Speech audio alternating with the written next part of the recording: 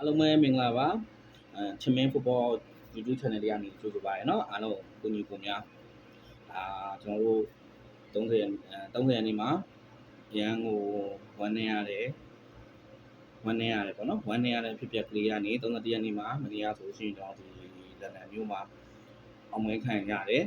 ပရီးမီယာလိဖလားရတယ်ဆိုတော့ဟိုဒီနေ့ဆိုရင်တရက်နေ့ရောက်လာကျွန်တော်ပြီးခဲ့တာတွေကတော့ပြီးသွားပြီဗျာကျွန်တော်ပြီးခဲ့တာတွေပြီးသွားပြီဒီနှစ်ဒီ2025-26ရာသီမှာကျွန်တော်တို့ကြာရှုံးလားဆိုလို့ရှိရင်ကျွန်တော်တူရဲ့အမြင်ပေါ့နော်ကျွန်တော်အမြင်ဆိုလုံးဝမကြာရှုံးဘူးဘယ်သူတွေဘာပဲပြောနေဘယ် fan တွေဘာပဲပြောနေပါဒါအားလုံးကချစ်လို့ခင်လို့ဟိုစားကြရလူတွေလည်းရှိတယ်လို့ချိုးကြတော့လည်းတကယ်မနာလို့ပြောရလူတွေလည်းရှိတယ်ဒါကတော့ဟိုသူတို့ရဲ့ကိုယ်ပိုင်လွတ်လပ်ခွင့်နဲ့သူတို့ပြောတာဖြစ်တဲ့ကြောင့်မလို့ပြောလို့ရပါတယ်ပြောလို့လည်းရတယ်ပေါ့နော်ကျွန်တော်တို့တွေကလည်းတချို့တွေကြတော့လည်း sensitive ဖြစ်တယ်ပေါ့လေဒါအဲ့ဒီမှာကျွန်တော်ကိုနိုင်လည်းအပါပေါ့နော်ဒါလည်းဒီအသက်အရွယ်တခုရောက်လာလို့လားဒီလိုဟို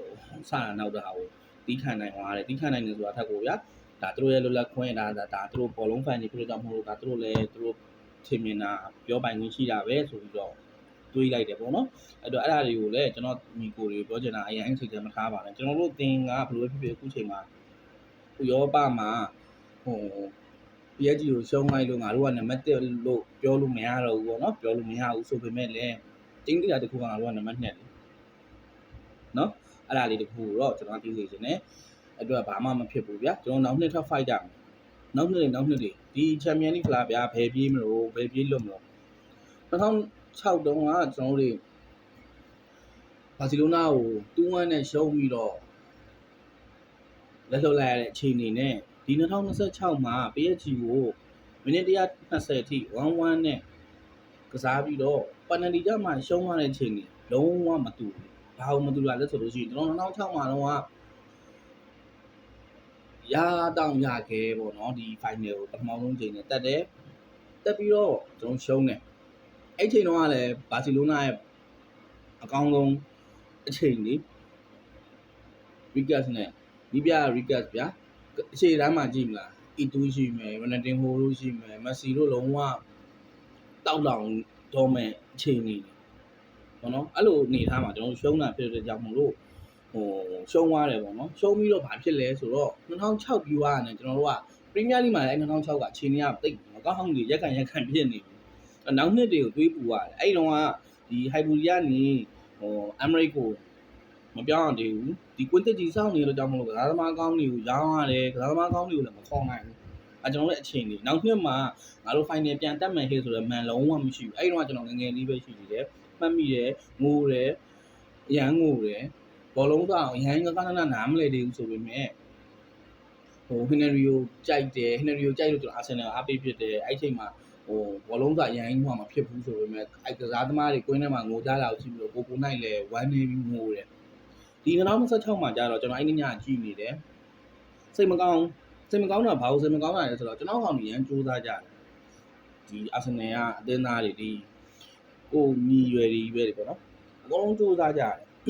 တကယ်တော်တယ်တကယ်စူးစမ်းကြတယ်မိနစ်120လုံးကိုမလျှော့တော့ဇွဲ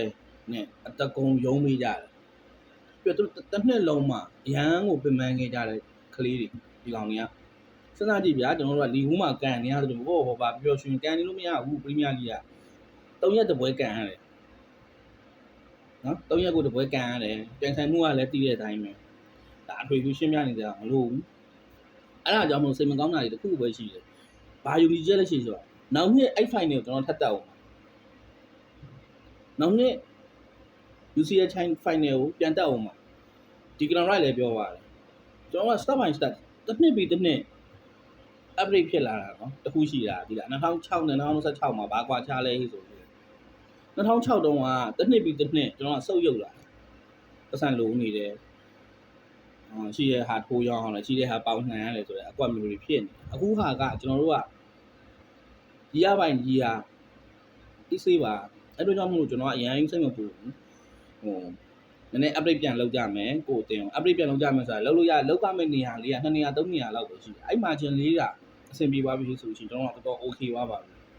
တော်တော်လေးကိုအဆင်ပြေတယ်ခံစစ်ကစားပုံဘာညာအာဒီတာနဲ့ပတ်သက်ပြီးတော့အဆင်ပြေတယ် ကျွန်တော်တို့ကဒီသူ့ရဲ့အတွေးခေါ်ပုံတွေကပေါ့နော်တခုတော့ရှိတာပေါ့တိုက်စစ်အားတန်တဲ့နီးပြသူ့ရဲ့အတွေးခေါ်တိုက်စစ်ကိုပဲအားတန်နေဆိုရင်တော့ကျွန်တော်တို့ဒီအတင်းကတိုက်စစ်ကိုပဲကစားဖြစ်မှာပေါ့နော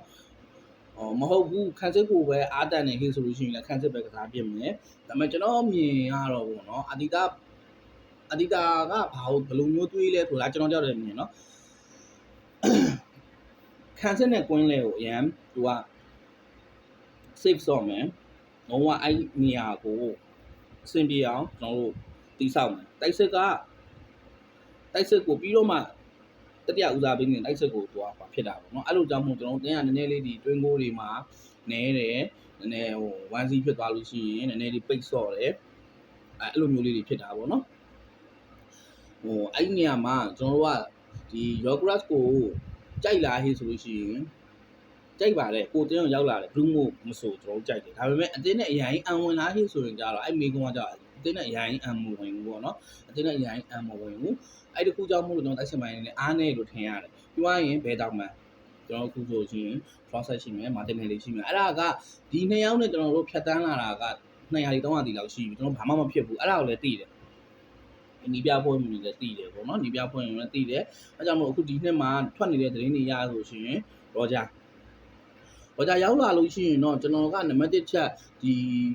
အိမ်တော့ဗီလာပွဲတွေတိတ်မကြည့်ပါဘူးဒါဘုံဝင်ပြောတာပေါ့နော်ကျွန်တော်အာဆင်နယ်ပွဲကလွဲလို့ရှိရင်တော့တုံဘလုံးပွဲတိတ်မကြည့်ဘူးရောဂျာရောက်လာလို့ရှိရင်ဘာကောင်းမှမလဲဖြစ်ဆိုရင်ကျင်းတီတာတခုကတော့ Trossard တို့ Martinelli တို့ထက်တော့ပို့ပြီးတော့ impact ပိုကောင်းသွားမယ်ပေါ့နော်ဒီဘက်တောင်မှန်တော့ဆိုလို့ရှိရင်ပြီးသွားရင်သူကအတွဲကိုဝင်ပြီးတော့ဖုန်းတိုင်းနဲ့ပြစ်တက်ကန်တက်တဲ့ကစားသမားမျိုးဖြစ်တော့ကြောင့်ကျွန်တော်တို့မှအဲ့ဒါလိုတယ်ရောဂျာရောက်လာရင်တော့တော်တော်လေးဒီဘက်ချမ်းကဘာဖြစ်impact ထွက်လာမယ်ထင်တယ်ပေါ့နော်သူကဒီမတန်ရိုးလဲဆော့သလိုဘယ်တောင်မှလဲဆော့တယ်များသောအားဖြင့်ဗီလာမှာတော့ကျွန်တော်အခုလေးလာကြည့်တဲ့ stat တွေရကြည့်မယ်ဟိဆိုရင်တော့ဘယ်တောင်မှများဆုံးဆော့တယ်ဆိုတော့ဒါရောဂျာ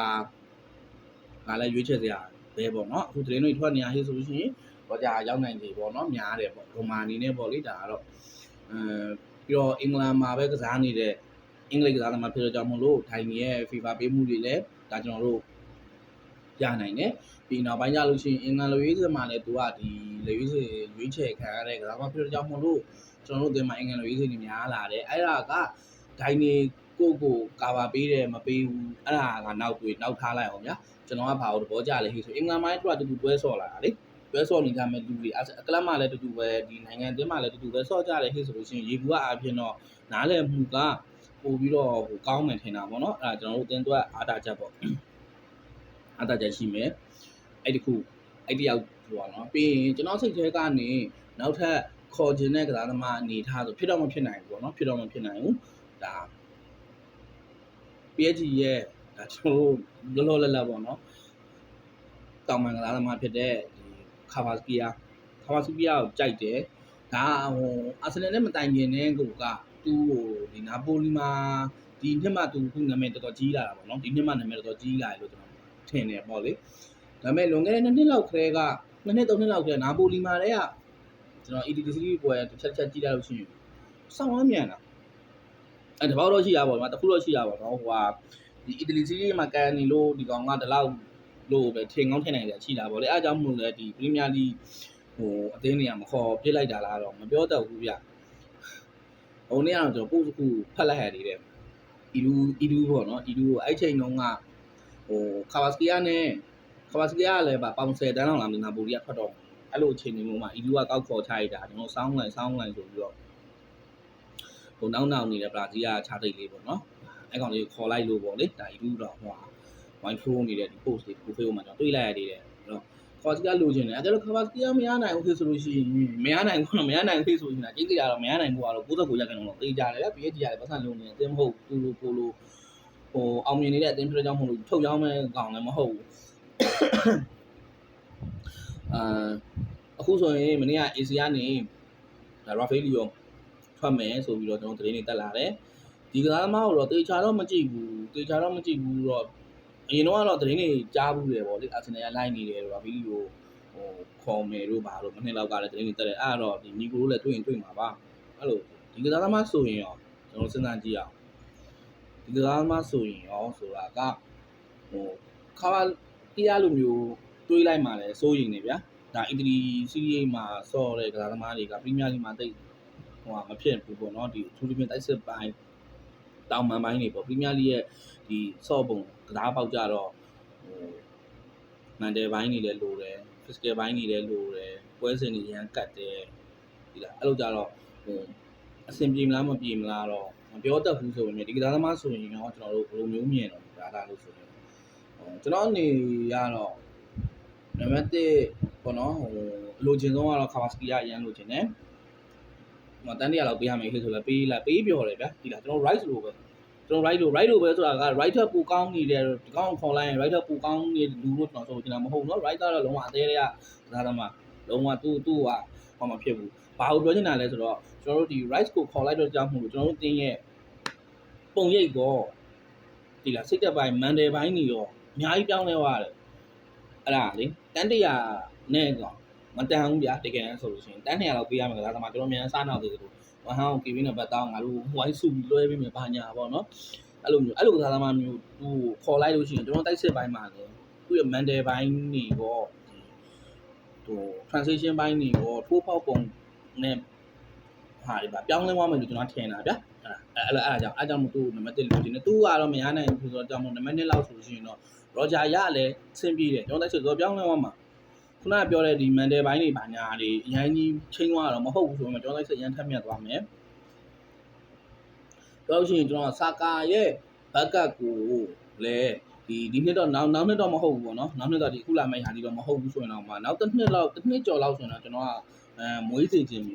စာကာရဲ့ဘက်ကပ်100ရောက်လောက်ပေါ့နော်စာကာရဲ့ဘက်ကပ်100ရောက်လေးကိုလည်းဒါငယ်ငယ်လေးပေါ့လေဒီလူငယ်100လောက်ကိုခေါ်ပြီးတော့ train ပြီးတော့ပေါ့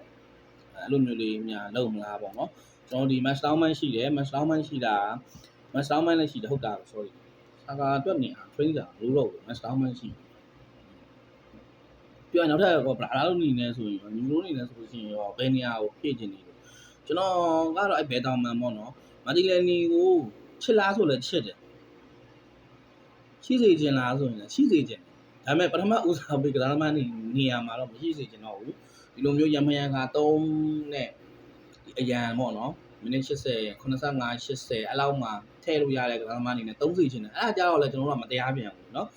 ဒါကိုယ့်ရဲ့ဟိုဒီကစားသမားကိုချစ်တာမှုတော့ပဲနှစ်တာလည်းပြန်ဖြစ်သွားပြန်ရောအဲ့လိုဆိုတော့သူတကယ်တောက်ပမဲ့နေရာလေးတစ်ခုကိုပြောင်းသွားမယ်ဟိုဆိုလဲကျွန်တော်တို့ကဒီဝမ်းမြောက်စာလက်ခုပ်တီးပေးမှာပါသူရောက်လာတယ်ငယ်လေးတွေအာဆင်နယ်ရောက်လာတယ်ဒါစူးစမ်းတယ်မစူးစမ်းမှုစူးစမ်းတယ်ဒါပေမဲ့သူ့ရဲ့ခြေစမ်းကပြီးသွားပြီလို့ထင်တယ်ကျွန်တော်ကတော့ဒီသူ့ရဲ့ဒီအဲ့ level ပေါ့နော်အဲ့လိုကျွန်တော်ဒီနောက်ထပ်ဟို next level တစ်ခုကိုတွားခြင်းနဲ့အတင်းတင်းမှာဟေးဆိုတော့သူကအဆင်မပြေဘူးပေါ့လေကျွန်တော်ထင်တော့အဲ့လိုမျိုးလေးပေါ့အဲ့လိုမျိုးပေါ့ဆိုတော့ဒီနေ့ကတော့ဒါကျွန်တော်ဒီဟိုတောင်ပန်လေးနေရာလေးကိုပေါ့နော်ကျွန်တော်တွေးမိတဲ့အတွေးလေးကိုဒါညီကုန်းနဲ့ဝေမျှတာပါဒါဟိုအချိုက်ချင်းလဲသူချင်းမှလည်းတူလိမ့်မယ်ပေါ့နော်ကျွန်တော်ပြောတာအစဉ်ပြေရလည်းဖြစ်ကောင်းဖြစ်နိုင်တယ်မပြေတာလည်းဖြစ်ကောင်းဖြစ်နိုင်တယ်အကယ်လို့မပြေတာဘယ်ဟာလေးအောင်မပြေဘူးသွားသားကြီးဆိုလို့ကျွန်တော်ဝေဖန်လို့ရပါတယ်အကယ်လို့အဆင်ပြေတယ်ဟိဆိုလဲကျွန်တော်ရဲ့ channel လေးကို subscribe လုပ်ထားပေးပါလို့တောင်းဆိုပါတယ်ခင်ဗျာအားလုံးပဲနောက်နေ့တွေပြောင်းရွှေ့တွေတက်လာလို့ရှိရင်ကျွန်တော်တို့ဒါဆက်ပြီးဆွေးနွေးကြတာပေါ့နော်အားလုံးပဲ good night ပါဗျ